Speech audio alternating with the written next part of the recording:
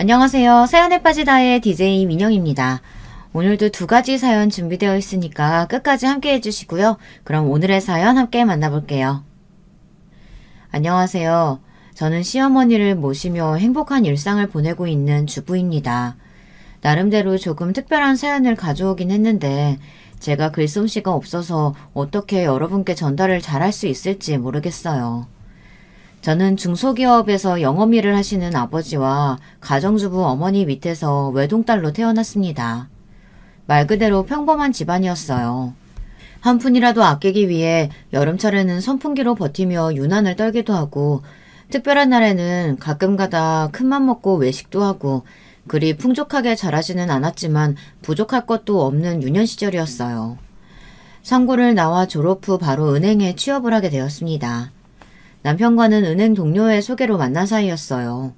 가벼운 마음으로 나간 자리였는데 생각보다 너무 멀끔하고 대화도 잘 통하는 사람이 나와 놀랐었던 기억이 납니다. 남편도 저희 아버지처럼 회사에서 영업일을 하는 사람이었어요. 보통 영업직에 있다고 하면 활발하고 외향적인 성격일 거라고 생각하잖아요. 실제로도 그런 사람들이 많고요. 그렇지만 저희 남편은 영업직과는 전혀 어울리지 않는 사람이었습니다. 나긋나긋한 목소리에 천성이 다정하고 내향적인 사람이었어요. 저는 그런 남편의 다정함과 부드러움에 푹 빠졌고 만난 지 얼마 되지 않아 결혼 이야기까지 오가게 되었습니다. 서로 성격도 잘 맞고 둘 다 결혼 정년기였고 경제적으로도 큰 문제가 없었기에 결혼 준비는 착착 진행되었지만 예상 외에 난관이 있었습니다. 바로 남편 위로 3명의 누나가 있다는 사실이었어요. 남편은 늦둥이였고 가장 큰 누나와는 나이가 거의 20살가량 차이가 났습니다. 남편의 부모님께서 제법 규모 있는 커다란 식당을 운영하셨는데요. 어렸을 적부터 장사를 하시느라 바쁜 부모님 대신 큰 누나가 남편을 키우다시피 했다고 했어요. 나머지 누나들도 보통 누나들보다 남편에게 훨씬 관심도 많고 참견이 심한 편이었습니다. 우리 누나들이 조금 극석이긴 하지. 누나들 눈에는 아직도 내가 어린애처럼 보이나 봐.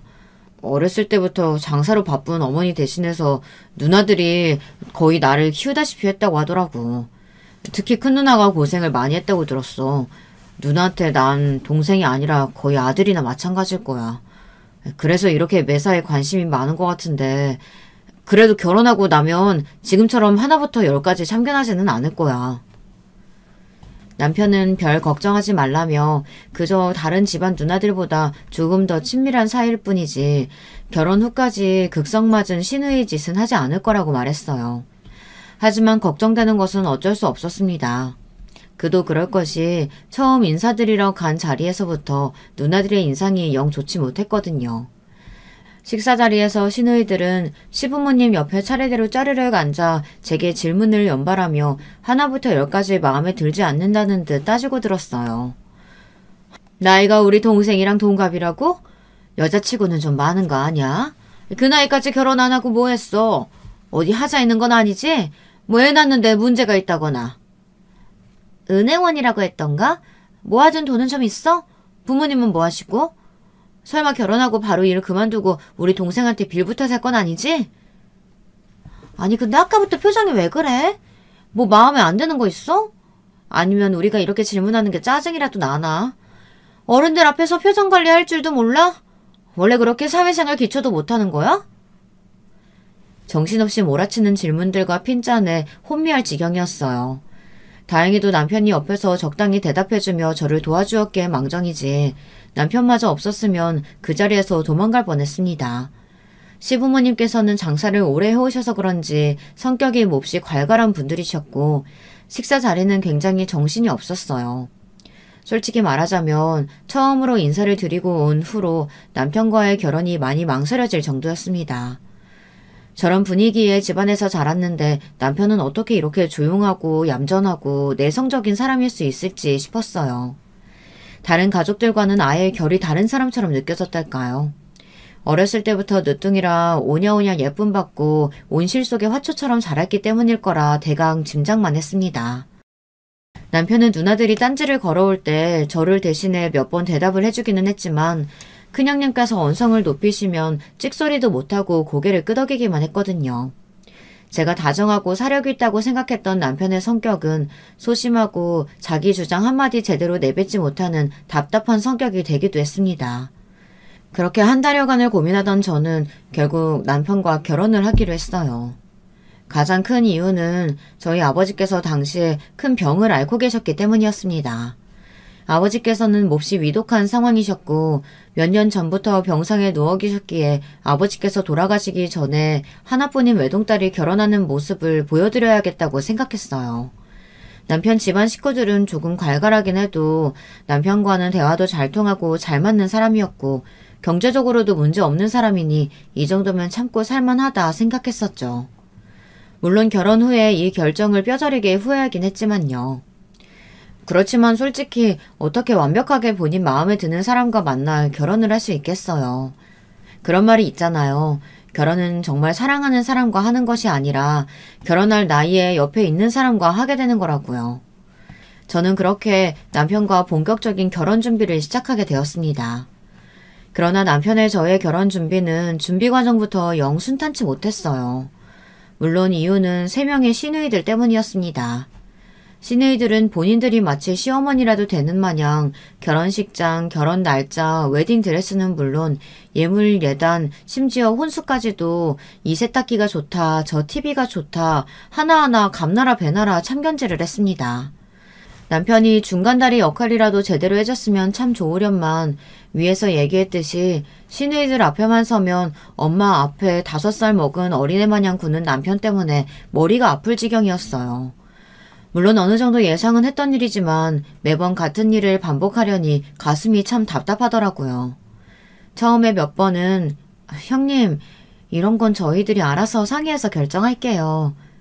얘기를 드려보기도 했지만 원래 이런 건 어른들 말 듣는 거라며 남편 성격 생각하면 알아서 잘할 리가 없다고 본인들이 시키는 대로 하는 게 맞다 고집을 피우는 통에 말싸움 하기 싫어 그저 내내 대답하다 보니 남편과 결혼을 하는 건지 시누이들과 결혼을 하는 건지 구분이 되지 않을 수준이었습니다. 참다 못해 시부모님께 도움을 청해보기도 했지만 시어머니께서는 살림에 소홀했던 본인 때문에 시누이들이 남편을 아들같이 키워 조금 극성맞은 거라고 저보고 이해하라는 말씀만 반복하셨어요. 몇 번이고 결혼을 뒤엎을까 생각도 했지만 병상에 누워 계시는 아버지를 생각하며 참고 또 참았습니다. 그렇지 않아도 하나 있는 딸이 결혼이 늦어져 걱정이 많으셨던 분인데 겨우 성사되었던 결혼이 엎어지기라도 한다면 그 충격에 몸 상태가 더 악화되실까 걱정이 되었거든요. 큰형님과 작은형님께서도 참견이 몹시 심하셨지만 제게 가장 까다롭게 구셨던 건 막내 형님이었습니다. 일찍이 결혼하셔서 슬하에 자식을 두고 계시던 큰형님과 작은형님과는 다르게 남편과 7살 차이가 나는 막내 형님께선 미혼이셨거든요. 특별한 이유가 있나 싶었는데 알고 보니 3번이나 파혼을 하셨다고 하더라고요. 2번 다 남자 쪽에서 파혼하자고 했었고 이유는 막내 형님의 말도 안 되는 결혼 요구 조건 때문이었습니다. 막내 형님께서는 제가 첫 만남에서 처음 만나 뵙고 감탄했을 정도로 눈에 띄는 미인이셨는데요. 그런데 왜 지금껏 결혼을 못하셨을까 의아했었는데 세상 모든 일에는 다 이유가 있더라고요. 사람이 얼굴값을 한다고 막내 형님께서는 화장품이며 명품이며 버시는 돈의 대부분을 사치품을 구매하는 데 사용하셨고 결혼을 약속한 남자들에게 몇십억짜리 아파트며 값비싼 결혼 반지를 요구하셨다고 하더라고요. 그 조건에 도저히 맞출 수 없었던 남자들은 하나같이 도망갔고 결국 막내 형님께서는 마흔이 다 되어가는 나이까지 결혼을 하지 못하고 계셨던 거예요. 그러면서 본인은 결혼을 못한 것이 아니라 안 하는 것이라고 큰 소리를 떵떵 치셨는데요. 막상 결혼 이야기만 나오면 몹시 예민한 모습을 보이셨어요. 그런 상황에 남동생이 먼저 결혼을 하게 되었으니 막내 형님의 눈에 제가 얼마나 거슬리겠어요. 당연히 하나부터 10까지 딴지를 걸며 꼬투리 잡기에 바빴고 제가 준비해간 예물이며 예단이 너무 형편없네. 본인은 남자들에게 비싼 집이며 억소리 나는 반지를 요구했으면서 요즘 시대에 남자가 집을 다 준비하는 경우가 어디 있냐고 여자도 돈을 보태야 한다고 뻔뻔하게 굴었습니다. 요즘 말로 이런 건 내가 하면 로맨스, 남이 하면 불륜이라고 한다죠. 막내 형님께서는 딱 그 말에 걸맞는 분이셨어요. 어쩜 그렇게 본인 위주로만 세상을 바라볼 수 있는지 지금도 심기할 지경이었습니다. 결혼 준비부터 여러 고난들이 있었지만 더 큰 문제는 결혼 후에 찾아왔어요. 저와 남편의 신혼집은 원래 시댁에서 가까운 아파트로 정해졌었는데요. 계약에 문제가 생겨서 결혼을 하고도 두어 달 동안 이사를 가지 못하게 되었습니다. 결국 저희는 두어 달 동안을 시댁에서 시부모님을 모시며 지내게 되었죠. 사실 시부모님께서는 장사 때문에 새벽부터 나가 밤 늦게 돌아오셨기에 시부모님과 마주치는 시간은 그렇게 많지 않았어요. 꼭두 새벽에 일어나 함께 아침 식사를 하는 일이 조금 힘들기는 했지만 적어도 저에게 아침을 차리라고 하시지는 않았으니 이게 어디냐 싶었죠. 시어머니께서는 손맛에 자신이 있으신 분이셨기에 항상 요리를 본인이 하셨거든요. 그 외에도 청소며 빨래며 늘상 해왔던 일이었기에 큰 어려움은 없었어요. 사실상 시부모님을 모시고 지내는 것 자체는 아무런 문제가 없었습니다. 문제는 바로 시누이들이었어요. 큰형님과 둘째 형님께서는 시댁 근처에 사셨고 두 분 다 전업주부셨기에 하루가 멀다 하고 시댁을 찾아 여기가 청소가 덜 됐네. 아직 살림에 서툴러서 뭘 잘 모르네. 어머님께서 살림에 신경을 못 쓰시면 너라도 해야지 이러며 잔소리를 늘어놓았어요. 그나마 중간에 끼어서 제가 눈치를 주면 한마디라도 얹어주었던 남편도 출근 중이었으니 시누이들의 참견은 멈출 줄을 몰랐어요. 게다가 시간이 지날수록 참견을 넘어 저를 은근슬쩍 무시하고 비하하는 말까지 하시더라고요. 발끈한 제가 그런 발언은 좀 불편하다고 말씀드리니 애가 뭐가 그렇게 예민하냐며 우리가 틀린 말 한 것도 아닌데 윗사람한테 어디서 눈을 똑바로 뜨고 따박따박 말대담이냐 성을 내셨고 몇 번의 말다툼 끝에 결국 저는 먼저 이야기를 꺼내봤자 아무런 도움이 되지 않는다는 사실을 깨달았습니다. 그렇게 저는 형님들의 잔소리를 한 귀로 듣고 한 귀로 흘리는 방법을 터득했고 매일 낮 시간마다 형님들 앞에서 불경이라도 듣는 기분으로 지내게 되었습니다. 사실 두 형님들께서 매일같이 찾아와 낮 시간 동안 소파에 앉아 차를 마시며 제게 잔소리를 늘어놓는 것은 그리 큰 문제도 아니었어요. 앞서 말했던 대로 그저 한 귀로 듣고 한 귀로 흘리면 그만이니까요. 가장 큰 골칫덩이가 따로 있었습니다. 여러분께서도 어느 정도 예상하셨겠지만 바로 막내 형님이었어요. 막내 형님께서는 미혼이셨기에 시부모님과 함께 시댁에서 지내고 계셨는데요. 형님께서는 백화점 판매원으로 일하고 계셨는데 일하느라 피곤하다며 새벽 아침 식사에는 참여하지 않으셨어요. 대신 9시쯤 느지막이 일어나 아침 식사를 따로 하셨는데요. 그걸 또 제가 일일이 차려서 대령해야 했습니다. 손이 어찌나 고급이신지 스스로 밥을 못 차려 드신다고 하더라고요. 제가 시댁살이를 시작하기 전에는 어떻게 밥을 차려 드셨는지 알 수 없는 일이었죠. 설마 하니 식당에 일 나가신 시어머니가 막내 형님 밥을 차려주려고 다시 돌아오시지는 않았을 거고 말이에요. 새벽부터 시어머니께서 해놓고 가신 음식을 데워 내어드리는 일이라 밥상을 차려드리는 일 자체는 그렇게 어렵지 않았어요. 하지만 매일같이 시간에 맞춰 시부모님도 아니고 시누이 아침을 대령하려니 정말 한여라도 된 듯한 기분이더라고요. 게다가 갈수록 요구사항도 어찌나 다양한지 앞으로는 식전에 사과랑 야채들을 갈아서 야채 주스를 만들어 오라니 본인 밥은 잡곡밥으로 따로 해서 가져오라니 처음 몇 번은 괜히 말싸움하기 싫어 시키는 대로 대령해 주었지만 막내 형님의 만행은 거기서 끝나지 않았습니다.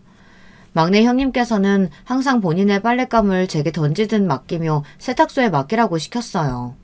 비싼 옷들이니 특별히 손빨래를 해야 한다고 당연히 저에게 빨래를 떠넘겼어요. 너무나 황당한 마음에 제가 왜 형님 빨래를 손빨래까지 해야 하나요 하니 집에서 살림하는 사람이 그 정도는 당연히 해야지 왜 못하냐면서 집에서 놀고 먹으려고 그랬냐 적반하장으로 화를 내더라고요.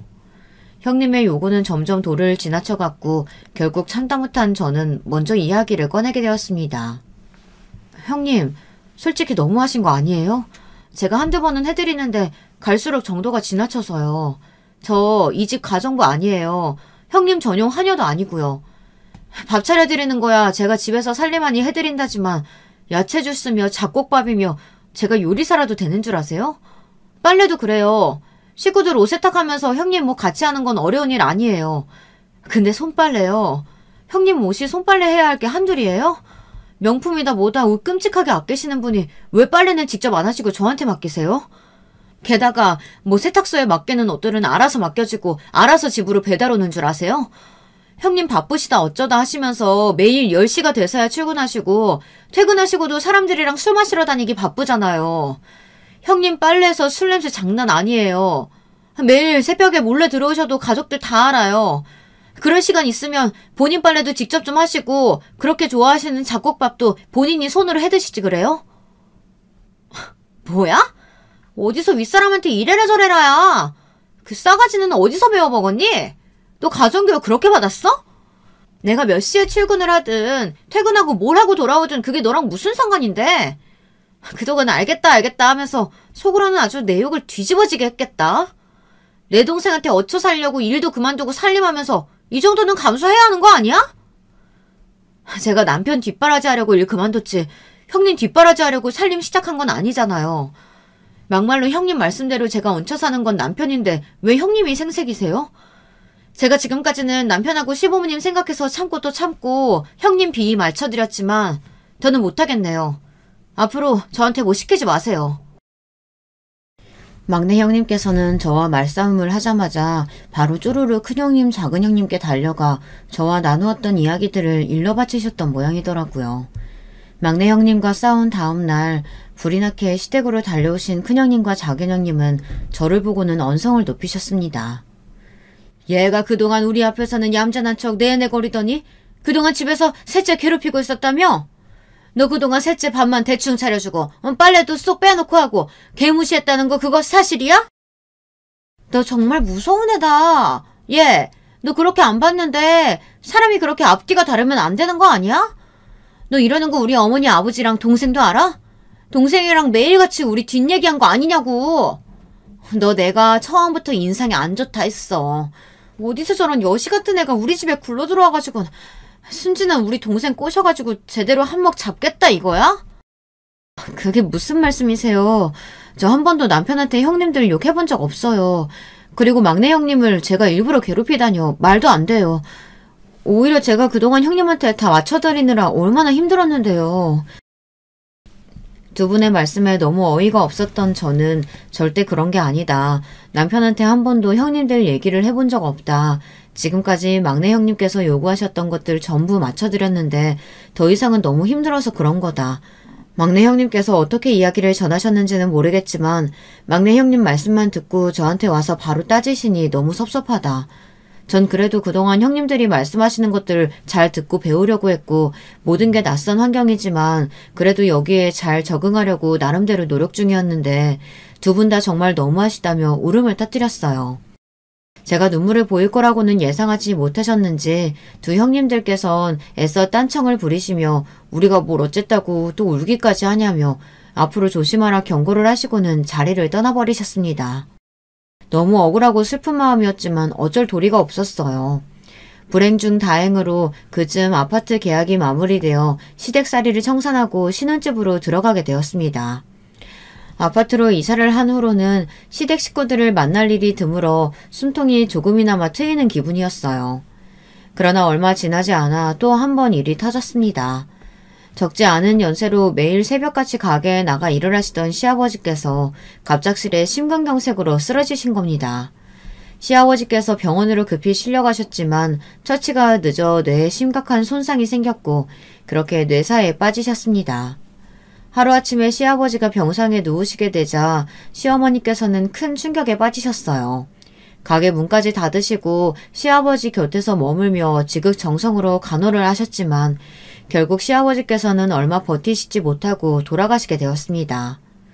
비극은 거기서 끝이 아니었어요. 가족들 모두 시아버지께서는 아마도 다시 일어나지 못하고 돌아가실 거라고 예상하고 있었지만 시어머니께서는 그래도 신랄 같은 희망을 잡고 계셨던 모양입니다. 시아버지께서 돌아가신 후 시어머니께서는 충격으로 쓰러지셨고 한참이 지나 다시 눈을 뜨신 시어머니께서는 치매 증상을 보이시기 시작했습니다. 시어머니의 기억은 아주 옛날에 멈춰있는 듯 했어요.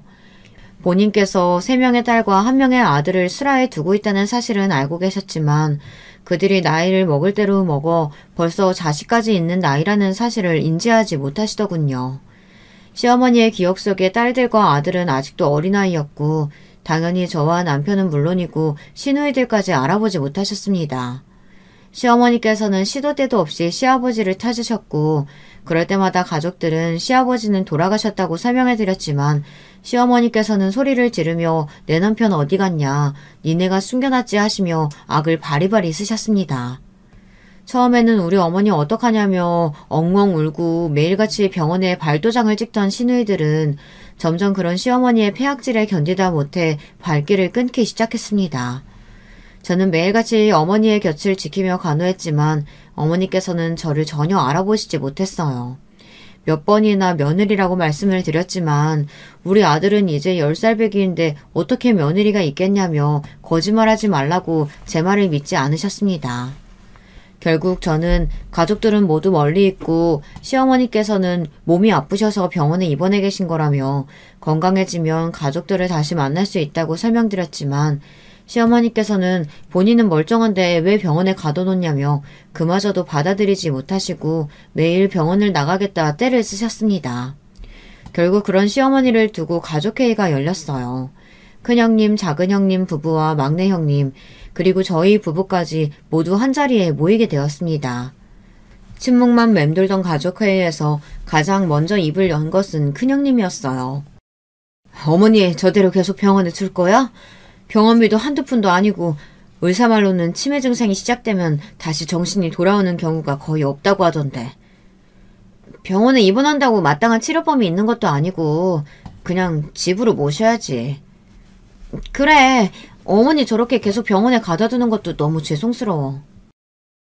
이야기는 점점 어머니를 병원에서 퇴원시키고 집에서 모시자는 쪽으로 흘러갔고 저와 남편은 그저 시누이들끼리 이야기하는 것을 지켜보고 있을 뿐이었습니다.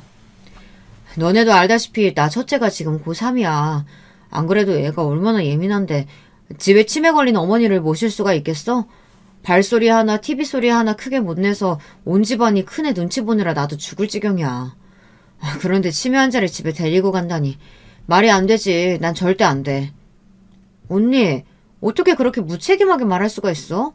여기 사정 없는 사람이 어딨어. 우리 둘째 유학 준비하는 거 알지?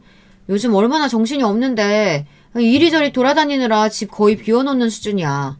안 그래도 신경 쓸 거 많은데 어떻게 치매 환자를 집에 모실 수가 있겠어? 언니들은 그래도 주부잖아. 난 매일같이 백화점에 출근해서 일하는데 어떻게 어머니를 모셔?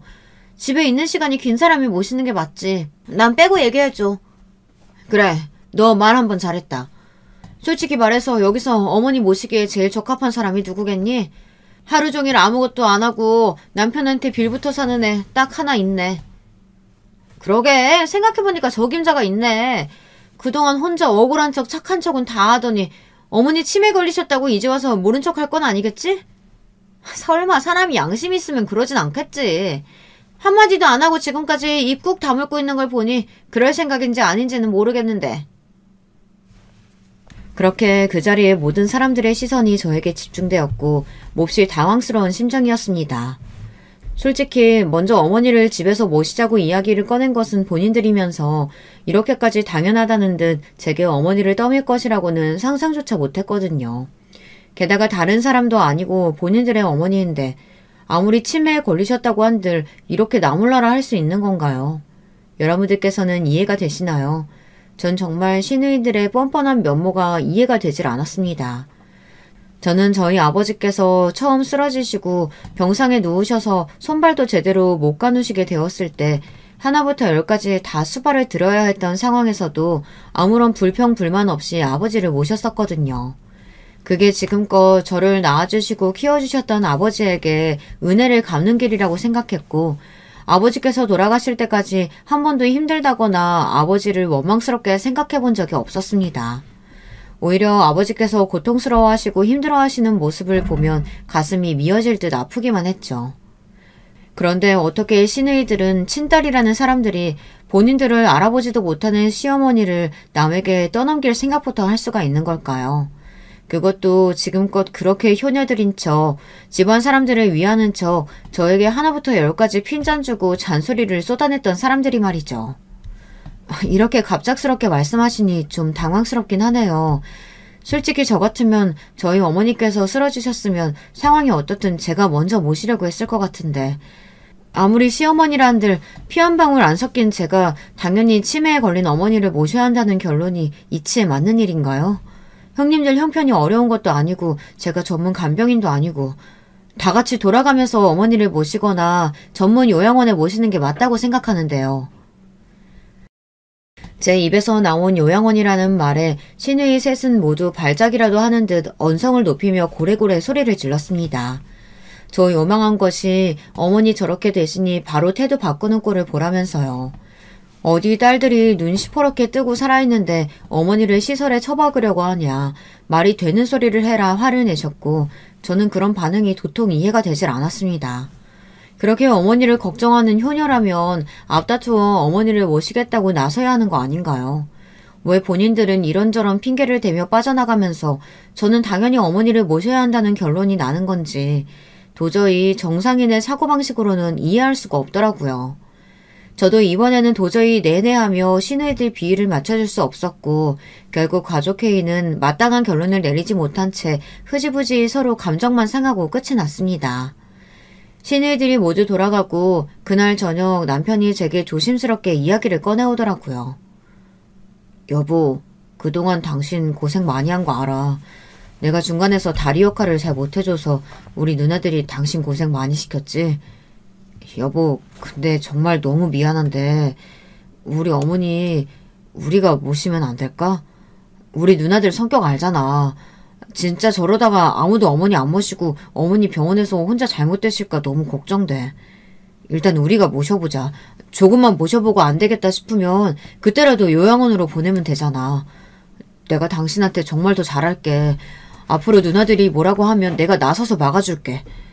우리 어머니 너무 안쓰러워서 그래. 아버지 저렇게 되시고 한순간에 애처럼 변하셔서는.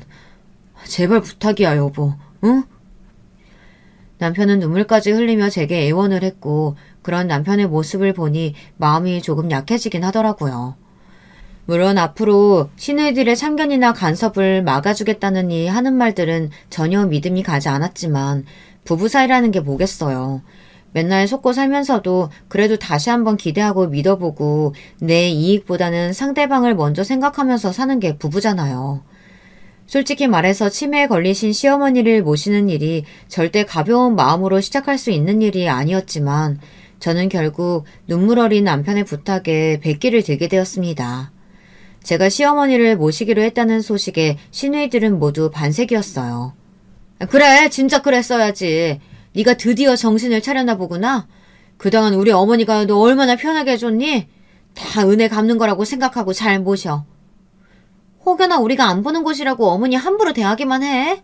매일같이 전화해서 확인해 볼 거니까 그렇게 알고. 우리 어머니 입맛 까다로운 거 알지? 반찬도 좀 신경 쓰고. 가게를 못 하셔서 적적하실 테니까 모시고 나들이 좀 나가고 그래. 어찌나 뻔뻔하게 제게 참견질을 해대는지 그 주둥이들을 콱 쥐어받고 싶은 심정이었습니다. 알아서 잘 모실 테니 연락하지 말라. 불만 있으신 형님들께서 어머님 데려가서 모셔라 하니 그건 또 싫었는지 입을 꾹 다물더라고요. 그렇게 저와 남편은 병원에 계시던 어머니를 저희 집으로 모셔왔고 어머니께서는 여전히 저와 남편을 알아보시지 못하셨지만 잠시만 저희 집에 계시면 가족들이 곧 데리러 올 거라는 제 말에 미심쩍어 하면서도 얌전히 저희를 따라오시더라고요. 어머니께서 워낙 괄괄하시고 기골이 장대한 여장부셨던 터라 힘이 굉장히 세고 말투도 험하신 분이셨어요. 정신이 멀쩡하실 때는 그런 어머니가 참 든든하고 대단하게 느껴질 때가 많았지만 어린아이처럼 변해버리신 지금은 혹여나 불상사가 일어날까 걱정이었는데 생각보다 일이 잘 풀려 다행이었습니다. 어머니를 저희 집에 모신 후로도 참 많은 일들이 있었어요. 치매 환자를 태어나 직접 마주한 것도 간호한 것도 처음이었으니 공부할 것들이 산더미였습니다. 가장 큰 문제는 목욕이었어요. 어린 아이를 목욕시키는 것이 아닌 덩치가 큰 성인 여자를 목욕시키려고 하니 참 막막하게 느껴지더라고요. 시어머니를 처음 목욕시켜드리기 전 인터넷과 책을 보며 공부를 많이 했죠. 혹여나 제가 실수해서 어머니 기분을 상하게 해드릴까, 몸에 무리가 가지는 않을까 싶어서요. 그런데 이상하게도 어머니께서는 목욕이며 화장실 용변이며 대부분의 치매 환자가 실수하고 어려워하는 부분들을 혼자서도 척척 잘 해내셨습니다. 처음에는 걱정되는 마음에 어머니께서 목욕하실 때 문 앞에서 전전긍긍 기다리기도 했는데 매번 별 문제 없이 잘 마치고 나오시더라고요. 참 다행이라고 생각하긴 했지만 조금 이상한 부분이기도 했습니다. 그런 행동 외에는 어머니께서는 어린아이처럼 구셨거든요. 말도 안 되는 것으로 떼를 쓰기도 하시고 본인이 결혼했다는 사실 자체를 잊기도 하시고 종종 기억이 돌아오시기도 하셨습니다. 물론 아주 잠시 동안이었지만 어머니께서는 그런 본인의 모습을 몹시 부끄러워하셨어요. 한평생 누구의 도움도 받지 않고 여장부처럼 살아오신 분이니 그 심정이 이해가 갔습니다. 저는 그런 어머니를 최선을 다해 정성스레 모셨어요. 어머니와 지내는 시간이 길어질수록 처음에 겁먹었던 것보다 훨씬 모시기가 수월하더라고요. 물론 제가 어머니를 잘 모셔서였다기보다는 다른 특별한 이유가 있기는 했지만 그 당시에는 그 사실을 전혀 눈치채지 못했으니까요. 저희 집에 시어머니를 맡긴 후 시누이들은 정말로 코빼기도 비추지 않았습니다. 반년 정도 되는 기간 동안 한 두어 번 찾아온 것이 다였어요.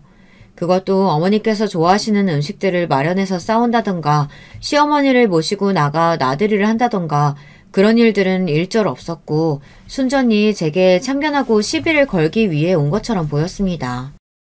형님들께서는 가끔 전화해서 어머니께서는 잘 지내고 계시냐, 우리가 못 본다고 뒤에서 몰래몰래 괴롭히는 건 아니냐, 제게 쓸데없는 시비를 걸기는 했지 정말 어머니를 위한 행동은 단 하나도 하지 않았어요.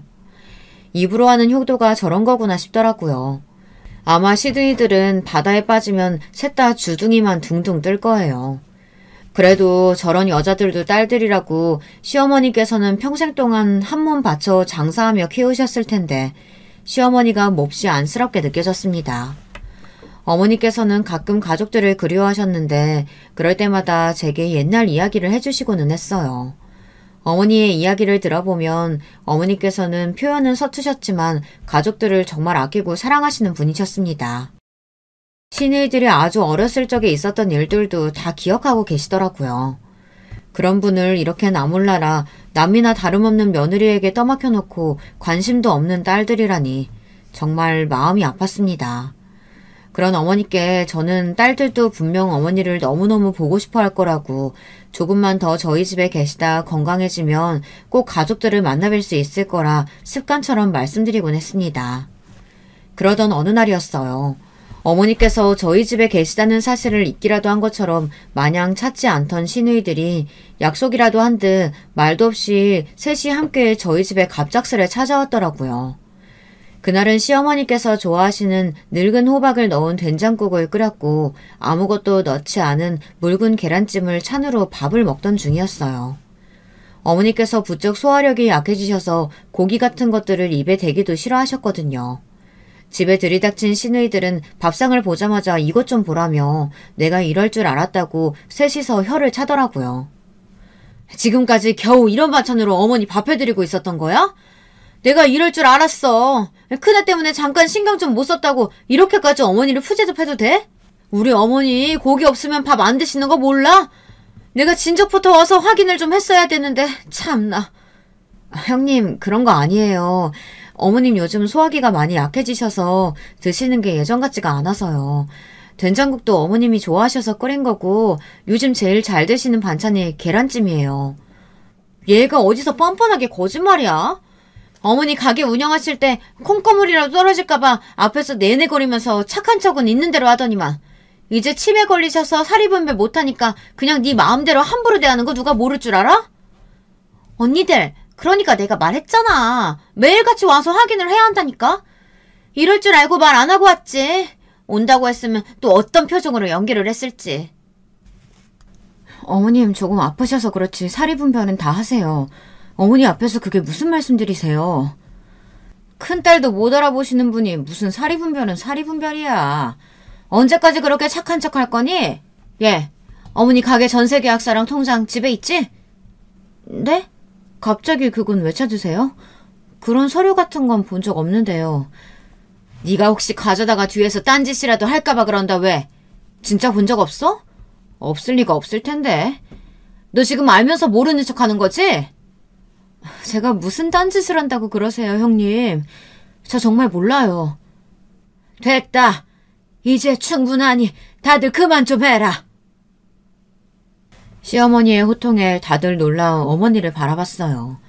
어머니께서 타이밍 좋게 잠시 정신이 돌아오신 건가 싶었지만 뒤이어 이어진 어머니의 말씀에 집안이 발칵 뒤집혔습니다. 세아가, 나 사실 치매 걸린 거 아니다. 남편 죽고 나서 잠깐 정신이 이상했던 건 사실이지만 지금은 아주 멀쩡해. 그때 형님들 표정을 저만 봤다니 다시 생각해도 아쉬워요. 경악과 당황으로 물든 표정이 어찌나 볼만하던지요. 큰형님께서는 딸리는 목소리로 이거 지금 어머니께서 헛소리 하시는 거지 하며 현실을 부정하셨고 작은 형님과 막내 형님께서도 당황하셨는지 제대로 대답도 하지 못하고 입만 뻐끔대고 있었습니다. 헛소리? 네가 듣기엔 이게 헛소리처럼 보이냐? 가게 계약서랑 통장은 다 어디다가 빼돌리려고? 이 못된 거사! 이어진 시어머니의 호통에 큰형님께서는 냅다 바닥에 무릎을 꿇고는 어머니의 바지가랑이를 붙잡으셨어요. 뒤이어 작은 형님과 막내 형님까지 어머니에게 달라붙어 어머니 저희가 얼마나 걱정했는지 아시느냐며 돌아오셔서 다행이라고 거짓 눈물까지 보이더라고요. 당연히 그간 멀쩡한 정신으로 형님들이 하는 꼴을 봐오셨던 어머니께서는 그런 거짓 눈물에 눈 하나 깜빡하지 않으셨습니다.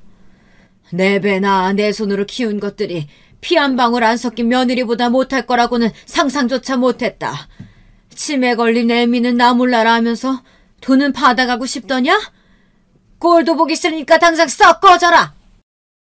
결국 시누이들은 모두 쫓겨나듯 집을 떠났고 한바탕 벌어진 난리에 저는 아직도 어안이 벙벙했어요. 도대체 어떻게 된 일인가 하니 시어머니께서는 저를 앉혀놓으시고 긴 이야기를 시작하셨습니다. 알고 보니 시어머니께서는 엄청난 부잣집 출신이셨어요.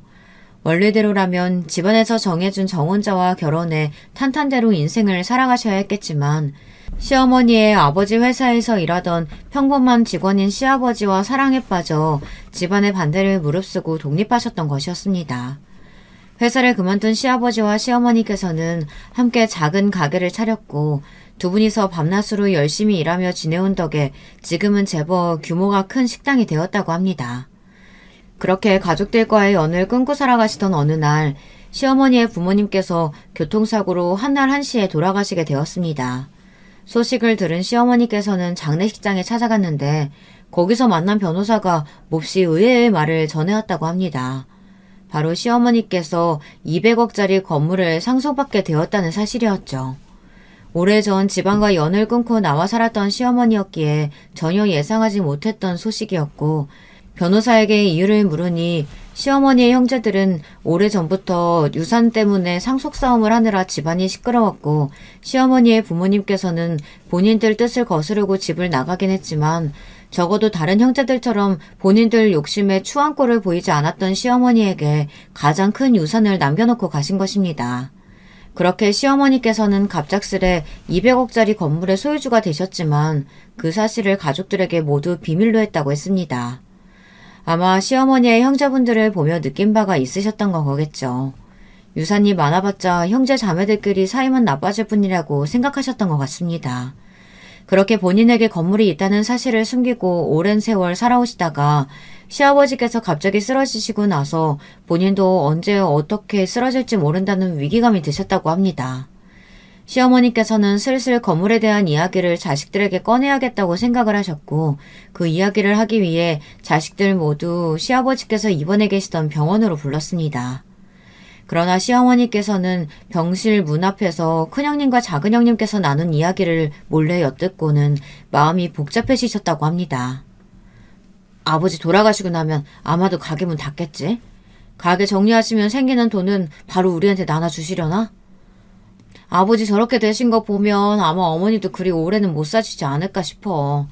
미리미리 유산 관련해서 이야기 좀 해놔야겠어. 막내는 당연히 찍소리도 못할 거고 셋째는 미혼이라 책임질 가족도 없으니까 우리 둘이 적당히 나누는 게 맞지 않겠어?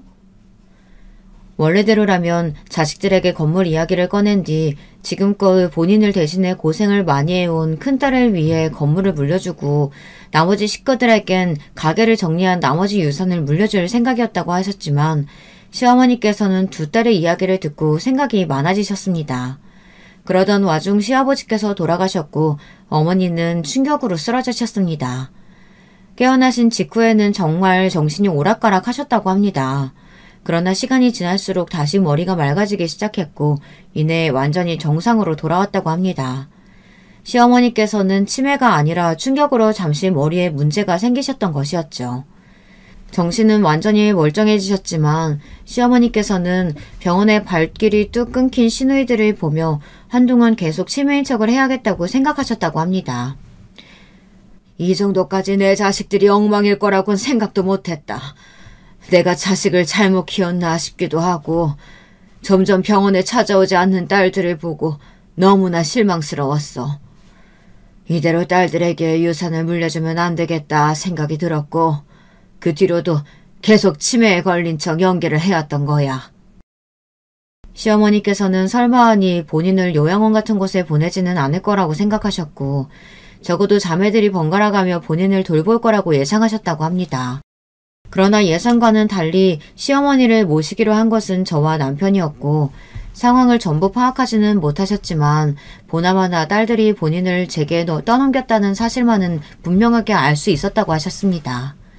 그 시점에서 분노하며 자신이 치매가 아니라는 사실을 밝힐까 생각도 하셨지만 저와 남편이 단순히 등 떠밀려 본인을 돌보기로 한 것인지 아니면 최소한의 효심으로 하는 일인지 알아보기 위해 계속해서 치매 환자인 척 연기를 하셨다고 합니다. 솔직히 좀 놀랐다. 네가 나를 이렇게까지 정성스럽게 돌볼 거라곤 생각하지도 못했거든. 피가 섞인 자식들도 나 몰라라 하는데 피 한 방울 안 섞인 며느리가 남들 보는 눈도 없는 곳에서 말 한마디 함부로 하지 않고 매사에 신경 써주는 모습이 연기는 아닌 것 같더구나. 처음엔 널 시험하기 위해 시작한 일이었지만 시간이 지날수록 너와 함께 보내는 날들이 참 편안하고 좋았어. 그래서 생각보다 더 시간을 오래 보냈던 거야. 그런데 딸들이라고는 어미가 정신이 흐리니 어떻게든 돈 빼낼 궁리만 하고 있고 아무리 생각해도 저 괘씸한 것들한테 유산을 물려준다는 건 말이 안 되는 것 같아. 건물이고 가게고 전부 너하고 막내한테 물려주련다. 어머니의 말씀에 저는 난색을 비치며 유산을 받으려고 한 일이 아니다. 저도 처음엔 솔직히 등 떠밀려서 어머니를 모시게 된 거다. 형님들을 제치고 제가 유산을 전부 받는 건 도리에 맞지 않는 일 같다 거절의 말씀을 드렸습니다. 그러나 어머니께서는 확고하셨어요. 저런 자식들은 있으나 마나라며 저렇게 매사에 자기들 실속만 챙기며 이기적으로 구는 것을 보니 유산 같은 건 없어도 잘 먹고 잘 살 거다. 저희 부부에게 유산을 물려주는 것이 맞는 일이다. 고집을 굽히지 않으셨습니다. 소식을 들은 시누이들은 당연히 펄펄 뛰었어요. 어머니께서 치매에 걸리셨다는 사실을 알자마자 나 몰라라 버려놓고 어머니께서 정신이 돌아오실 기미가 보이질 않으니 그새를 못 참고 유산이 탐나서 계약서며 통장을 빼들리러 온 주제에 참 어이가 없더라고요. 솔직히 저 같으면 어머니께 너무나 부끄럽고 죄송해서 얼굴도 못 내밀 것 같은데 시누이들은 여전히 뻔뻔하게 굴더라고요. 그래도 본인들이 친딸인데 어떻게 우리한테는 아무것도 물려주시지 않고 전부 다 며느리한테만 줄 수 있느냐면서요. 시어머니께서는 호통을 치시며 말 한 번 잘했다고 너희가 정말 내 친딸이 맞기나 하냐. 친자식들인데 어떻게 그런 식으로 부모를 나 몰라라 할 수가 있냐. 며느리 없었으면 난 진작 요양원에 가고도 남았을 거라며 이제부터 나한테 자식이라고는 아들 하나고 며느리 하나뿐이다. 연락할 필요 없다 말을 딱 끊어내셨고 당연히 시누이들은 그 뒤로도 계속해서 끈질기게 찾아왔지만 어머니께서는 몹시 냉랭하셨습니다. 한사코 거절했지만 결국 저는 하루아침에 200억짜리 건물의 건물주가 되었어요.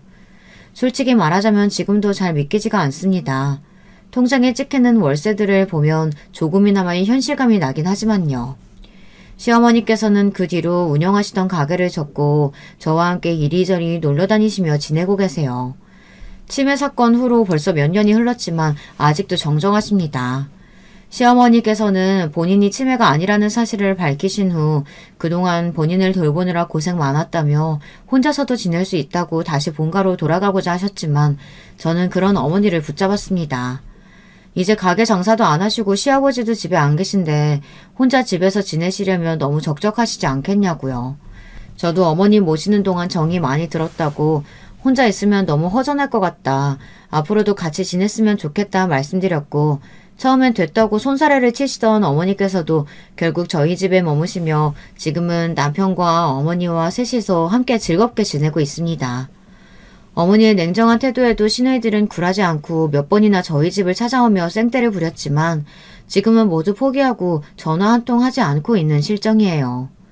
시어머니께서는 잘된 일이라며 저런 것들 없는 자식인 셈 치고 사는 게 속 편하다 말씀하시지만 그래도 본인 손으로 낳아 기른 자식들이니 얼마나 속이 상하시겠어요. 어머니께서 씁쓸한 모습을 보이실 때마다 저랑 남편이 딸들 몫까지 더 잘하겠다고 애교를 부리곤 합니다.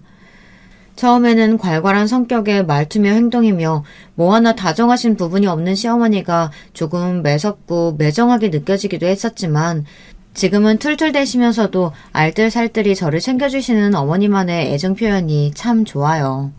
가끔은 귀엽게 느껴지기도 할 정도입니다. 어머니께서는 제가 그런 말씀을 드리면 닭살 돋는다고 싫어하시지만요. 오늘도 어머니께서 제일 좋아하시는 늙은 호박 된장국을 끓여서 같이 저녁 식사를 했어요.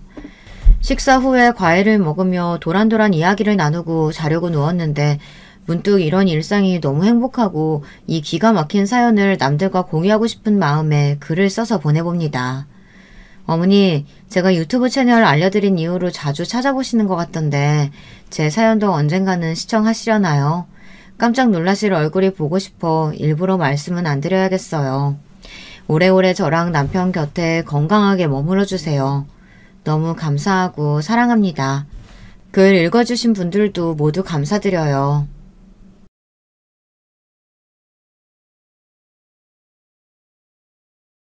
여러분, 두 번째 사연 시작하기 전에 좋아요, 구독 꼭 눌러주실 거죠? 그럼 두 번째 사연 바로 시작합니다. 물에 빠진 놈 구해줬더니 보따리 내놓으라고 한다 라고 하는 유명한 속담 다들 아시죠? 살면서 이런 사람 안 만나보신 분은 아마 없을 텐데요. 그런데 그 물에 빠진 놈이 보따리가 아니라 아주 집, 차, 집안 재산 다 내놓으라고 한다면 기분이 어떠실 것 같나요? 네, 제가 오늘 들려드릴 사연은 그 물에 빠진 놈 구해주려다 오히려 제가 된통 당할 뻔한 얘기입니다.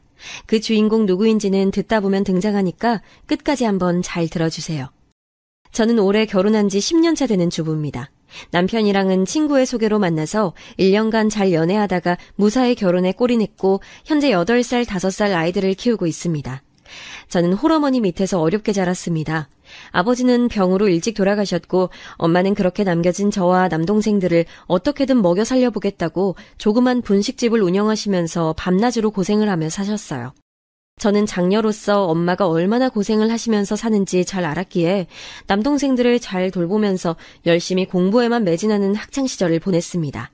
그렇게 열심히 공부한 덕에 괜찮은 대학에 들어가게 되고 무사히 졸업도 하면서 바로 취직을 하게 되어 비교적 사회에서 자리를 일찍 잡았습니다. 그렇게 일찍 사회적으로 안정을 찾은 덕에 좋은 남편감도 소개를 받아 지금의 소중한 가정을 이룰 수 있었습니다. 남편은 다정하고 성실한 요 근래에 보기 드문 좋은 사람이었어요. 아주 화목한 가정에서 자란 전형적인 된 사람이었죠. 남편 가족의 화목함을 하나 더 얘기하자면 남편에게는 우애가 둘째가라면 서러울 5살 터울의 남동생이 있어요. 어찌나 사이가 좋은지 주변에서도 다들 부러워하죠. 남편은 늘 입버릇처럼 얘기하곤 했어요. 우리 부모님 돌아가시고 나면 진욱이가 의지할 사람은 나뿐이야. 무슨 일이 있어도 내 동생은 내가 지킬 거야.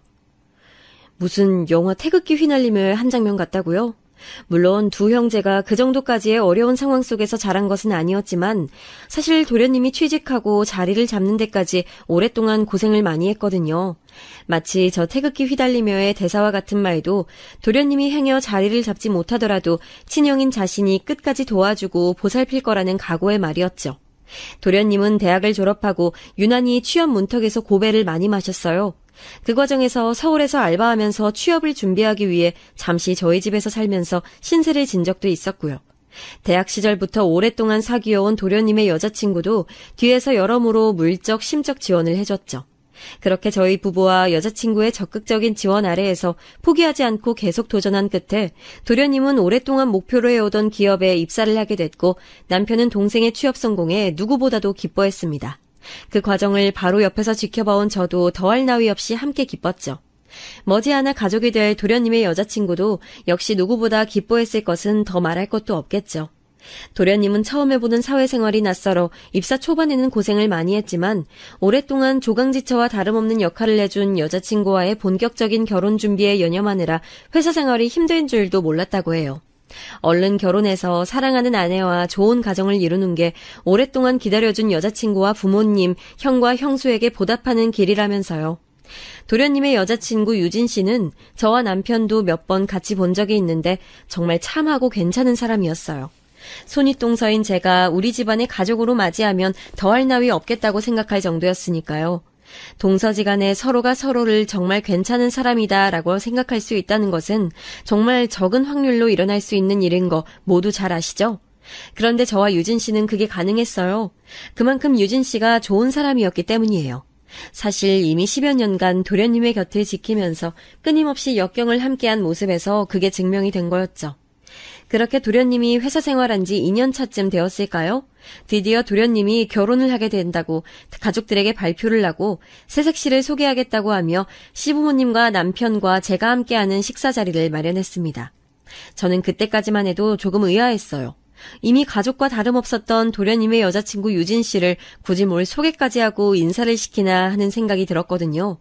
그만큼 도련님과 유진 씨의 결혼은 이미 예정되어 있는 거나 마찬가지였기 때문이에요.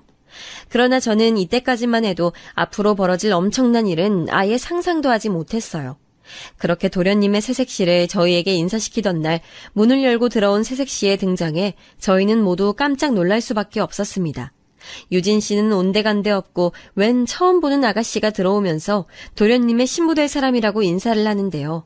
저와 남편은 말없이 서로를 번갈아 보며 당황한 기색을 감출 수 없었습니다. 그저 이게 뭐지? 깜짝 이벤트인가? 몰래카메라인가? 하는 생각만 들 뿐이었습니다. 안녕하세요. 진욱 오빠랑 결혼 약속한 정수민이에요. 이제서야 처음 인사드리게 되어 죄송합니다. 진작에 인사드렸어야 했는데 오빠도 저도 갑작스레 이런저런 일들이 생겨 정리하느라 예상했던 것보다 결혼 계획이 조금 지연됐지 뭐예요. 앞으로 잘 부탁드립니다. 당연히 유진 씨가 있었어야 할 자리에 처음 보는 다른 예비 신부가 등장하고서부터는 도무지 그 식사 자리가 어떻게 흘러갔는지 기억도 나지 않아요. 우리 가족 중 그 누구도 예상하지 못했던 일이었으니까요. 그러나 그런 저희의 어색한 분위기가 너무도 무색할 정도로 도련님의 새로운 예비 신부는 아주 싹싹하게 분위기에 잘 녹아들었습니다. 남편은 도련님을 방구석 한쪽으로 조용히 데려가서 물었습니다. 야, 너 어떻게 된 거야? 유진 씨는 어디 가고 생전 처음 보는 아가씨가 네 예비 신부래? 그렇게 됐어, 형. 유진이 좋은 여자니까 나 아니어도 좋은 사람 만나서 잘 살 거야. 나도 이제 유진이 다 있고 수민이랑 새로운 인생 시작할래. 야, 아무리 그래도 그렇지 형한테 한마디 말도 없이 이렇게 놀래키기야? 미안해, 형. 상황이 그렇게 됐어. 그 상황이라 함은 이렇습니다. 오랫동안 도련님의 곁을 지켜온 유진 씨와는 도련님의 입사 이후 사이가 급격히 소원해졌대요. 경무에 시달리는 신입사원이었던 도련님은 계속해서 바쁜 회사 스케줄을 이유로 유진 씨와 점점 만나는 일이 드물어졌고 결국에는 그 권태기를 극복하지 못한 채 헤어지게 됐답니다. 여러분도 주변에서 오랫동안 잘 만나오던 커플이 예상외로 쉽게 헤어지는 경우 많이 보시죠? 그리고 신기하게도 그렇게 오랫동안 만나던 커플이 헤어지면 결혼을 무지하게 빨리 서두르는 것도요. 그게 바로 도련님의 케이스였습니다.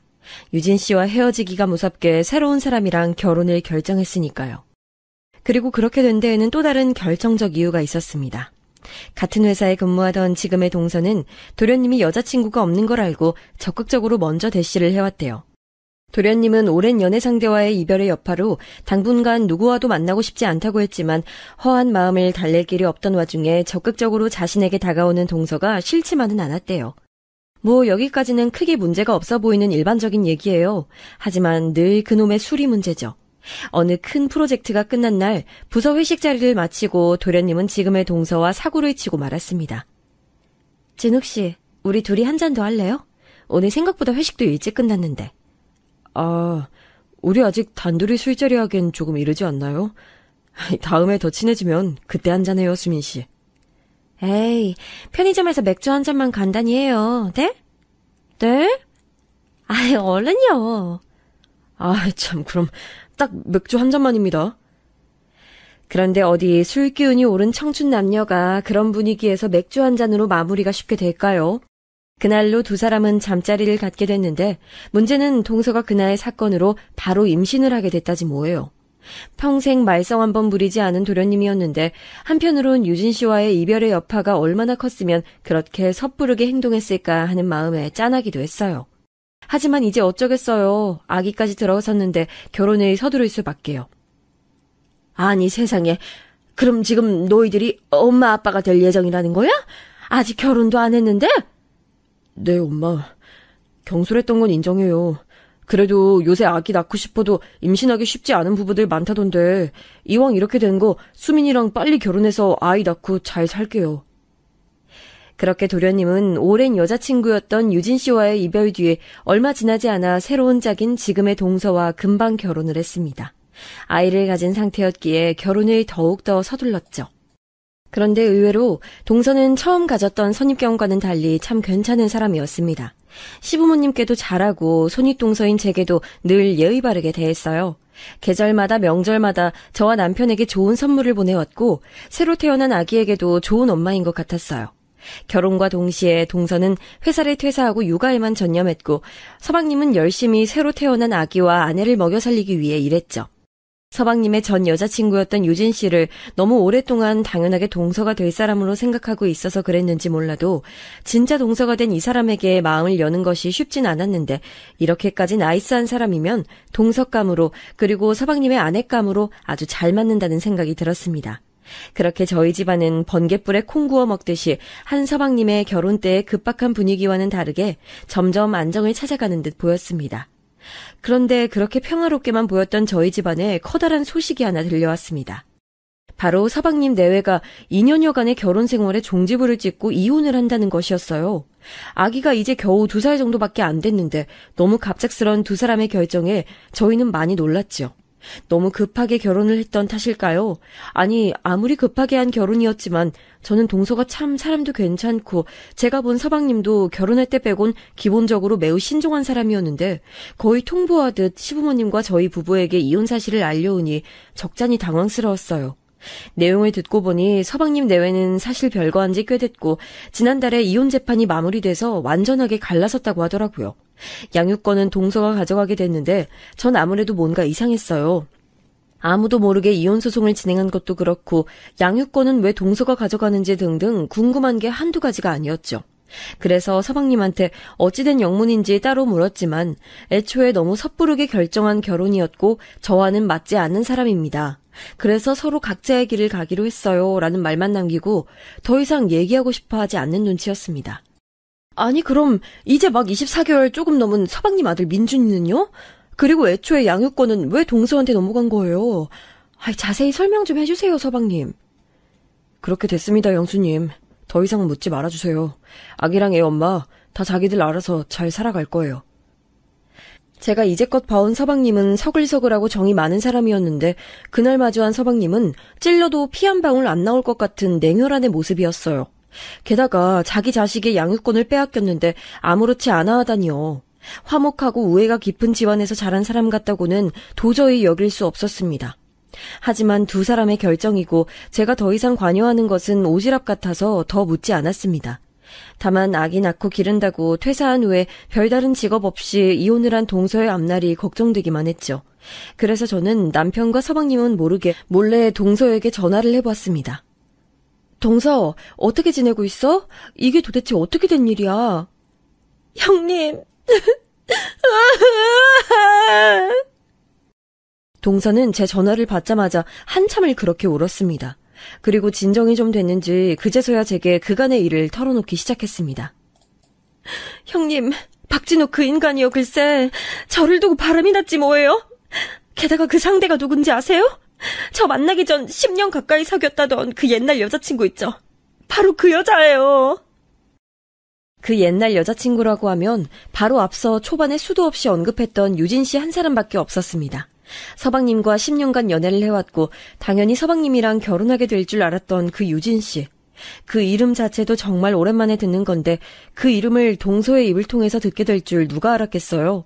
그리고 그 유진 씨한테 서방님이 다시 돌아갔다니 그것도 자신의 본처를 버린 채로 동서가 정말 너무나 불쌍하고 처량해지는 순간이었습니다. 동서로부터 들은 사건의 전말은 이랬습니다. 서방님 내외는 본격적으로 서로에 대해 알기도 전에 아기가 들어섰기 때문에 서둘러 결혼을 결정했지만 역시나 너무 급하게 한 결혼 탓에 서로 성격이 잘 맞지 않았다고 합니다. 사소한 것부터 다투기 시작했고 동서의 배는 더더욱 불러오는데 서방님은 오히려 갈수록 소홀해지는 느낌이었대요.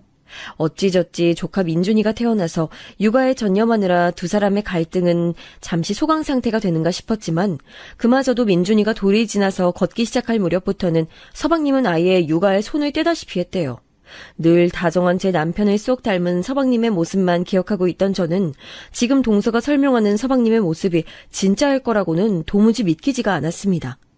동서는 아무리 생각해도 이 남자가 다른 여자가 생긴 것 같다는 생각을 했대요. 이렇게 저렇게 생각을 해봐도 서방님이 자신과 가정에 소홀해진 게 그 이유밖에 없다면서요. 아무리 급하게 한 결혼이지만 자신이 본 서방님이란 남자는 이렇게까지 자신의 가정에 무책임할 사람으로는 안 보였다고요. 정말 이렇게까지 가정을 내팽개칠 정도면 바람피는 것 말고는 이유가 없다는 생각이 들었던 거죠. 그도 그럴 것이 서방님이 틈만 나면 야근이다 회식이다 해서 늦게 들어오는 일이 잦아지면서 동서는 그제서야 그 의심이 확신으로 다가왔대요. 그렇게 서방님의 바람을 확신한 동서는 민준이를 친정엄마에게 맡기고 몰래 서방님의 뒤를 밟았다고 합니다. 며칠을 밤이고 낮이고 서방님의 뒤를 밟았대요. 그렇게 끊임없이 잠복하던 중 글쎄 버젓이 해가 중천에 떠있을 시간에 서방님과 전 여자친구 유진 씨가 모텔에서 나오는 장면을 목격하게 됐대요. 순간 온 머릿속이 어질어질해지고 손이 떨려서 준비해놓은 카메라로 제대로 그 장면을 찍지도 못했다고 합니다. 그렇게 동서는 집으로 돌아와서 며칠을 펑펑 울었고 도저히 이렇게 살 수 없다 싶어서 이혼을 결정하게 됐다고 합니다. 본격적으로 서방님을 앉혀놓고 추궁을 했는데 서방님은 아무렇지 않은 듯 두 사람의 불륜을 수긍했대요. 너가 원하면 이혼하자면서요. 정말 이 대목을 듣는데 제가 알던 서방님의 모습이 아니었어요. 아니 그리고 제가 알던 서방님의 전 여자친구 유진 씨도 아무리 옛사랑이 그립다고 이렇게 남의 가정까지 파탄낼 사람은 아니라고 생각했거든요.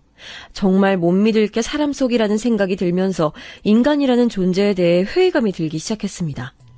더 황당한 건 뭔 줄 아세요?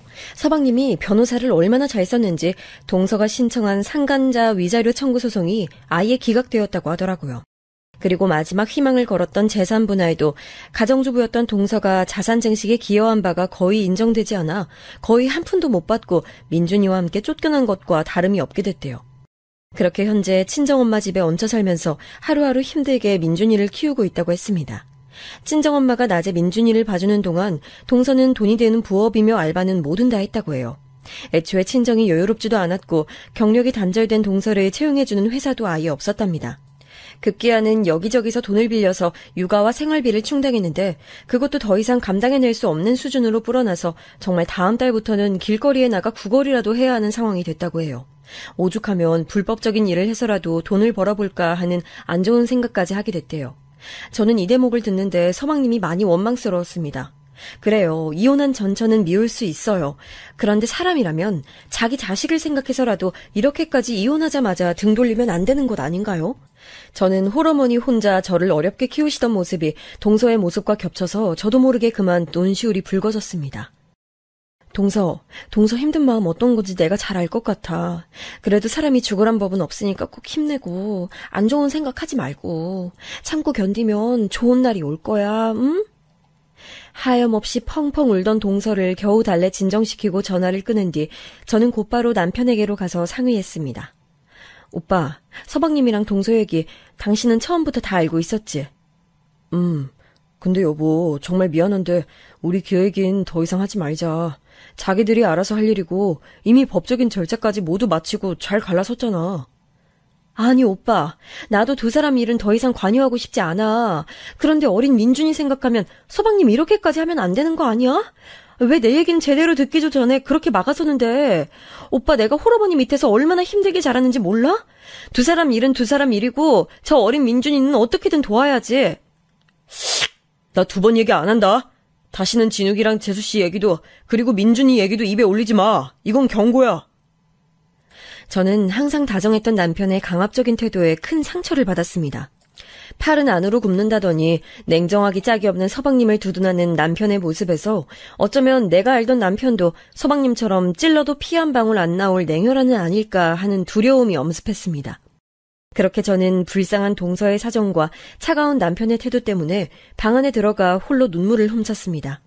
잘못하다간 저의 결혼 생활까지 잘못되는 건 아닐까 하는 생각이 저를 더 괴롭게 만들었습니다. 제가 얼마나 어렵게 한부모 가정에서 자란 것을 뻔히 아는 남편이 제 얘기를 들어보기도 전에 다그치듯 막아서며 무섭게 말하는 모습을 보는데 누군들 그런 생각이 안 들겠어요. 아마 제 결혼 생활 중 가장 섭섭했던 순간을 꼽으라면 바로 이 순간인 것 같습니다. 그렇게 상처만 가득했던 그 사건이 있고 며칠 후 동서에게 전화가 왔습니다. 형님, 잘 지내시죠? 저 사실 부탁이 있는데요. 뭔데 동서? 얘기해봐. 내가 도울 수 있는 일이면 뭐든지 도울게. 저는 남편에 대한 반발심에서라도 동서를 더욱더 적극적으로 도와야겠다는 생각이 들었습니다. 그게 저 돈 좀 빌려주실 수 있을까요? 제가 이젠 정말 형님 아니면 더 이상 도움을 청할 곳이 없어서 이렇게 염치 없이 부탁드려요. 동서가 제게 경제적으로 도움을 요청해 올 것을 예상 못한 바는 아니었습니다. 다만 돈 거래는 항상 신중해야 되는 법이라서 동서가 먼저 요청을 해오기 전에 제가 먼저 얘기하지 않았을 뿐이었죠. 사실 가족끼리도 돈 거래를 하는 것이 아니라고 하지만 동서의 딱한 사정을 너무나 잘 알고 있던 터라 그 부탁만은 왠지 쉽게 거절할 수가 없었어요. 게다가 자꾸만 저를 홀로 키우신 친정엄마 생각이 나서 그런 동서의 사정만은 그냥 모른 척 넘어갈 수 없었습니다. 앞으로 민준이 저 어린 것을 혼자 키워나가려면 얼마나 고되고 힘이 들까요? 그래서 저는 동서의 부탁에 더 고민하지 않고 큰 결심을 했습니다. 제게는 결혼하고서도 꾸준히 직장 생활을 하면서 비상시에 쓰려고 차곡차곡 모아왔던 돈이 있었는데요. 그것을 과감하게 동서에게 빌려주기로 했습니다. 그래, 동서, 얼마나 필요한데? 그게 이미 빌려주셨던 분들한테 갚고 당장에 급한 생활비 쓰려면 2천만 원 정도 필요한데요.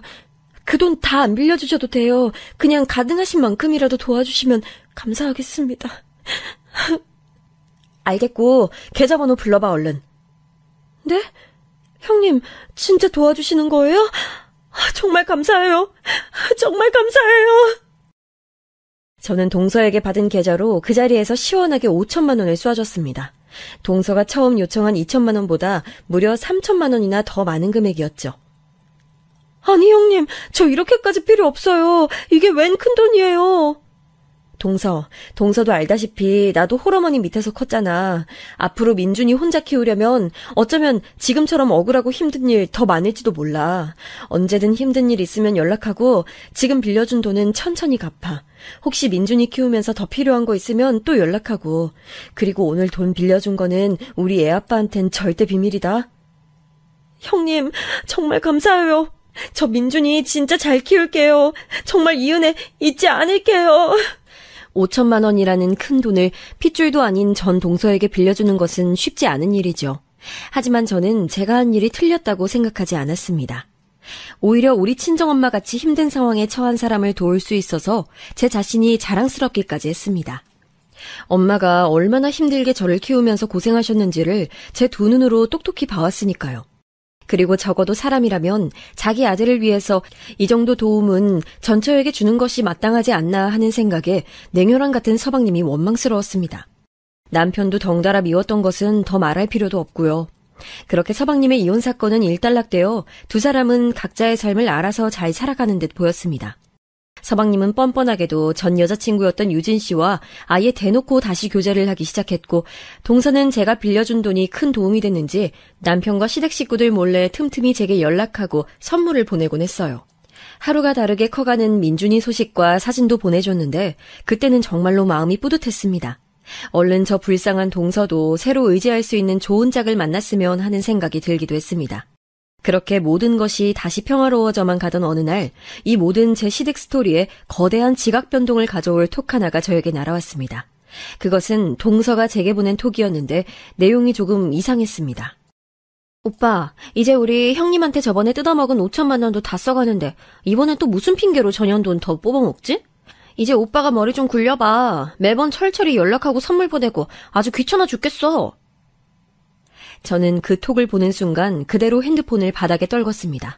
덜덜 떨리는 손이 더 이상 핸드폰을 쥐고 있을 수 없었거든요. 심장이 철렁 내려앉고 다리에 힘이 풀렸습니다. 동서가 말하는 오빠는 대체 누구인 걸까요? 아니, 그보다 저한테 돈을 더 뽑아먹겠다고요?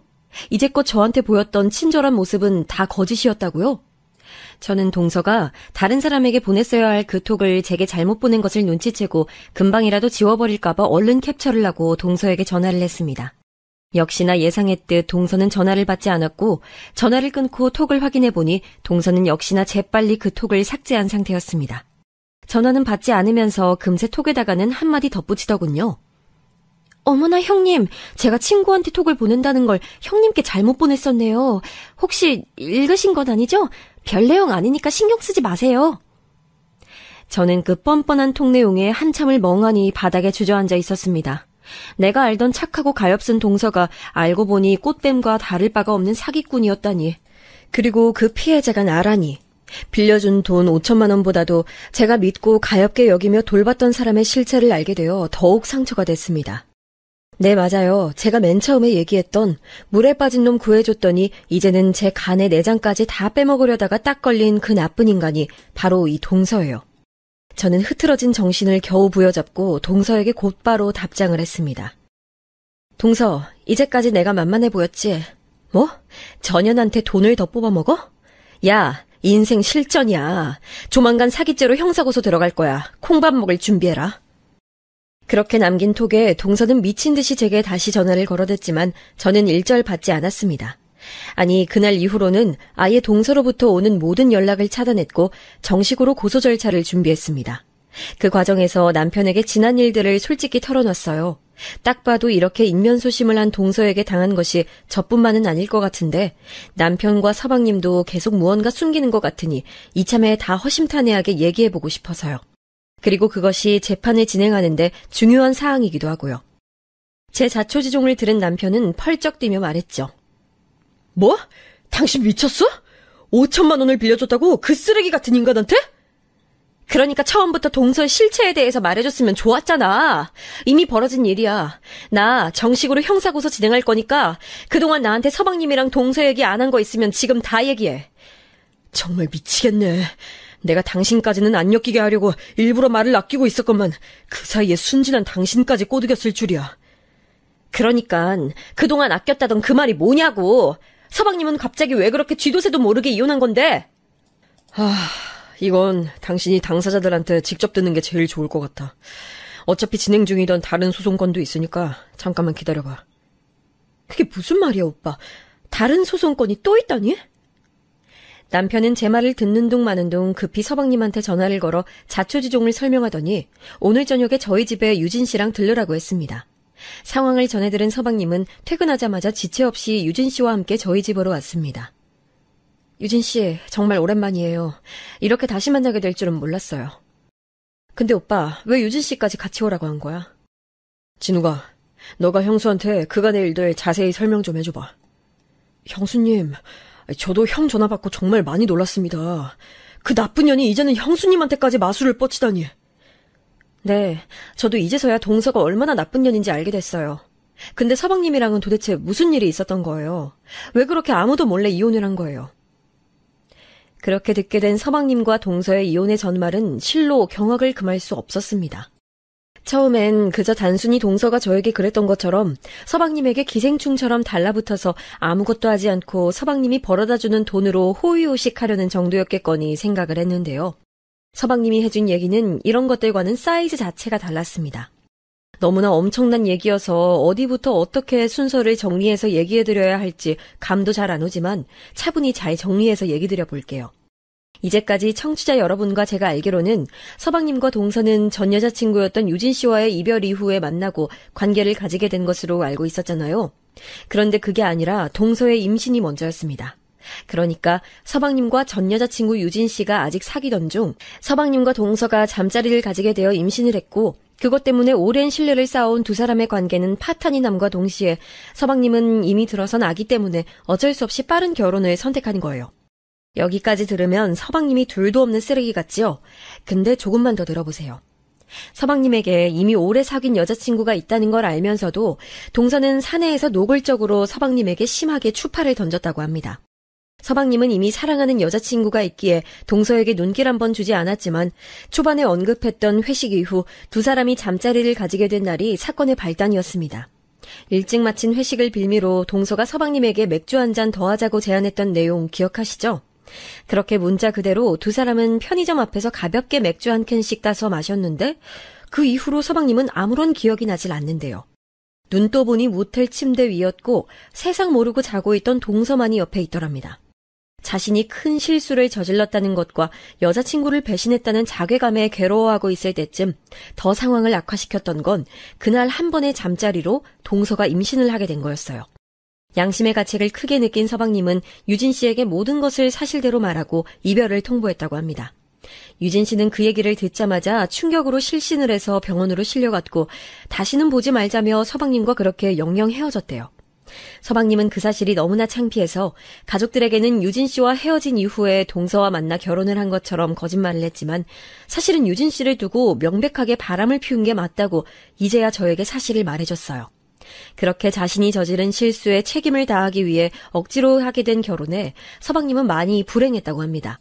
자신의 곁을 10여 년간 지켜주던 유진 씨가 계속 그리웠고 제대로 교제해보기도 전에 결혼 먼저 해버린 동서와 성격이 맞을 리가 없었습니다. 틈만 나면 다투기 일쑤였고 임신을 핑계로 동서의 히스테리가 극에 달했대요. 저희 앞에서 보여준 나이스하고 착한 모습의 동서는 온데간데 없었죠. 그런데 서방님의 결혼 생활의 비극은 여기서 끝나지 않았습니다. 아들 민준이가 무사히 태어났는데 아무래도 무언가 이상하더랍니다. 아무리 아내와의 관계는 소원해도 제 자식이면 이쁘고 사랑스러워야 하는데 이상하게 아들 민준이를 안을 때마다 어색하더랍니다. 그 싸한 느낌이 계속되던 중 민준이가 돌이 지나고 점점 얼굴이 선명해질 무렵 서방님의 이런 불길한 생각이 들었답니다. 아, 민준이가 내 아이가 아니구나. 단순한 의심을 넘어 확신이 들었던 서방님은 그 길로 친자 확인 검사를 의뢰했는데 아니나 다를까 민준이가 서방님의 친자가 아닐 확률이 99.99%였다고 하네요. 동서는 서방님을 속이고 자신의 상간남의 아이를 서방님에게 대신 키우게 하고 있었던 거예요. 그 와중에 틈틈이 그 민준이 친부와 만나서 문란한 생활을 즐기면서요. 동서가 저에게 잘못 보낸 톡은 바로 이 민준이 친부에게 보내려던 것이었죠. 친정엄마 집에 얹혀 살고 있다는 것도 다 거짓말이었어요. 그 민준이 친부라는 사람과 여기저기서 빌린 돈으로 편하게 살면서 어떻게 더 뜯어먹을 사람이 없나 궁리만 하고 있었던 거예요. 이 연타로 밝혀진 반전에 여러분도 정신이 혼미하신가요? 아직 제일 센 게 남아있습니다. 이야기는 다시 서방님과 동서가 처음 잠자리를 가지던 날로 돌아갑니다. 그날 편의점에서 산 서방님의 맥주캔 안에 동서가 서방님이 잠시 시선을 돌린 사이 몰래 수면제를 탔대요. 얼마나 센 걸 탔는지 그 길로 서방님은 정신을 잃었고 동서의 계획대로 서방님은 다음날 모텔에서 눈을 뜨게 된 거죠. 그럼 서방님은 이 사실을 어떻게 알게 됐냐고요? 바로 저한테 톡을 들켰던 것처럼 민준이 친부되는 상간남과의 사이에서 주고받은 톡을 들켜버린 거죠. 민준이가 자신의 친자식이 아닌 걸 알게 된 서방님은 좀 더 확실한 증거를 위해 동서의 폰을 뒤졌지만 처음엔 아무것도 나오지 않았대요. 그런데 혹시 몰라 동서가 자료를 백업해두었던 클라우드를 열어보았는데 거기엔 동서가 상간남과 함께 어떻게 서방님을 처음 접근부터 등쳐먹어서 자신들의 아이를 대신 키우게 할지의 구체적인 계획이 다 들어가 있었대요. 서방님에게 수면제를 타서 먹이고 모텔로 이동시킨 이후에 임신 사실을 알리고 결혼까지 하게 만드는 아주 상세한 계획이요. 애초부터 동서는 자신의 임신 소식을 알고는 아기의 친부와 짜고 평생을 기생할 호구한 놈 잡을 속셈이었던 거죠. 이쯤 되니 둘이 같은 회사에 다닐 시절 동서가 왜 그렇게 서방님에게 적극적으로 들이댔는지 이해가 갔어요. 아니 어쩌면 오히려 절박했다는 표현이 맞겠죠. 얼른 자신의 임신을 대신 덮어 씌워줄 호구가 필요했을 테니까요. 저는 그제서야 왜 서방님이 동서와 민준이에게 그렇게 차갑게 돌아설 수밖에 없는지 모두 이해가 갔습니다. 아내라고 생각했던 사람은 사실 자기에게 사기를 쳐서 결혼을 한 사람이었고, 그렇게 낳은 아이도 자신의 아이가 아닌데 지금껏 먹여 살리고 있었으니 그 사실을 안 뒤로는 누구라도 냉정하게 돌아설 수밖에 없는 것 아니겠어요? 그런 줄도 모르고 찔러도 피 한 방울 안 나올 것 같다고 서방님을 안 좋게 생각했던 제 자신이 부끄러워졌습니다. 서방님은 제가 바닥에 털썩 주저앉은 것처럼 그대로 바닥에 쓰러져 한참을 울었답니다. 그리고 정신을 바짝 차린 후에 그 모든 증거 자료를 백업한 후 가장 먼저 찾아간 것은 변호사가 아니라 전 여자친구였던 유진 씨였습니다. 자신이 억울하게 사기를 당했다고, 자기를 다시 받아달라고, 이 모든 엉킨 실타래를 풀겠다고 말이죠. 다행히 이 모든 증거를 확인한 유진 씨는 서방님을 다시 받아줬다고 해요. 유진 씨도 자기 하나만 해바라기처럼 바라보던 서방님이 그렇게 섣부른 실수를 저지를 리가 없었는데 처음부터 무언가 너무 이상했다고 생각했었대요. 다만 그때 당시 소식을 들었을 때는 내용 자체가 너무 엄청난 내용인지라 큰 충격을 받을 수밖에 없었다고 하네요. 그래도 서방님의 진정한 사랑이었던 유진 씨가 서방님을 다시 받아주게 되자 또 한 번 힘을 내게 됩니다. 그 길로 서방님은 이혼 소송이 아닌 사기 결혼으로 인한 혼인 취소 소송을 진행해서 승소를 냈고, 그와 별개로 자신의 친자를 서방님에게 대신 키우도록 기만행위를 한 동서와 민준이의 친부에게 사기죄로 형사고발을 했는데 아직 그 소송이 진행 상태라고 했어요. 남편이 위에 말한 현재 진행 중인 소송건은 바로 이 형사고발을 말한 거였고, 이 모든 게 정리되면 남편도 저에게 다 사실대로 얘기해줄 생각이었대요. 그런데 이제 저에 대한 사기죄까지 죄목이 하나 더 추가되게 생겼네요. 정말 이런 짐승만도 못한 인간들이 또 있을까요? 게다가 간도 크지, 이미 형사고발을 당해서 소송 중에 있으면서 그 와중에 저한테까지 또 사기를 칠 생각을 하다니, 정말 인간이 한번 악해지고자 하면 어디까지 악해질 수 있는지 그 끝을 가늠할 수 없는 것 같네요. 제가 두 사람이 이혼 후 얼마 지나지 않아 동서에게 안부 전화를 했을 때 동서가 저에게 말한 서방님의 불륜 내용은 죄다 가짜였어요. 서방님을 나쁜 사람으로 만들고 자기를 불쌍한 사람으로 만들어서 저를 속이기 위해서 새빨간 거짓말을 했던 거예요. 제가 제일 열받았던 건 홀어머니 밑에서 어렵게 자란 제 처지를 이용해 동정심을 사려고 했던 거예요. 정말 뉴스에서 사기당하는 사람들을 보면 저 사기를 왜 당할까 늘 답답했는데, 제가 당하고 보니 정말 사기꾼들의 철저하고 교묘한 수법에는 당해낼 재간이 없네요. 제 가장 약한 부분인 친정엄마에 대한 애착을 파고 들어오니 저도 속수무책으로 당할 수밖에 없었죠. 저는 다른 무엇보다 순진한 서방님을 냉혈한으로 오해했던 것과 저를 지키려고 잠시 저에게 침묵으로 일관했던 남편을 원망했던 것이 가장 후회스러웠습니다. 그래서 이 모든 사실을 듣자마자 남편과 서방님에게 사과를 했어요. 미안해 오빠, 미안해요 서방님. 저는 그런 줄도 모르고 두 사람을 많이 원망했어요. 아니에요 형수님. 제가 감쪽같이 속아놓고 보니까 형수님도 그 여자의 귀신 같은 홀림에 속으셔서 저희를 그렇게까지 생각하신 거 다 이해 갑니다. 이제라도 진실을 알고 같이 싸울 수 있으니 그걸로 된 거죠. 이렇게 모든 사건의 전말을 알게 된 저와 시댁 식구들은 모두 합심하여 인간의 탈을 쓴 악마인 동서와 민준이의 친부에게 철저한 법의 심판을 내리기로 했습니다. 그 재판의 결과 여러분도 궁금하시죠? 원래 진행하던 소송에다가 제 돈 5천만 원에 대한 사기 혐의까지 더해져서 동서와 민준이 친부는 법정 구속을 당하게 됐습니다. 한술 더 떠서 민준이의 친부라는 인간은 이미 초범이 아니었나 봐요. 동종의 사기 전과가 이미 있었고 폭행, 절도 등 아주 상종 못할 인간 쓰레기였던 거죠. 들리는 소문엔 동서와의 사이에서 낳은 아이 말고도 자식 몇 명 더 있다는 것 같아요. 끼리끼리 논다더니 인면수심 동서와 세상 둘도 없는 양아치인 그놈과는 아주 어찌 보면 천생연분이네요.